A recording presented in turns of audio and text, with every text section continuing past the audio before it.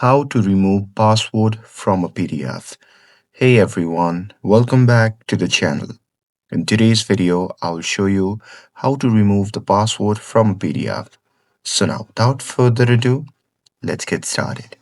So here, to remove a password from a PDF, first open the file using a PDF reader or your web browser. For example, like Google Chrome, Microsoft Edge, or Adobe Acrobat Reader. And now here, once you open it, you'll be asked to enter the password. So here, simply enter the password to unlock it.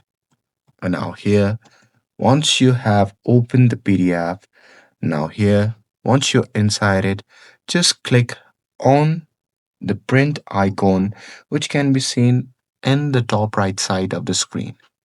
And now here, once you click on it, a pop-up menu will appear. From that menu, if you want to choose the destination, you can choose it as you want, like save as PDF. And now here, once you're done with it, you simply have to click on save. And now here you'll be asked to choose where to save the new PDF. So here you can rename it if you want it. And now here, once you have selected the file destination for it, you can simply click on save.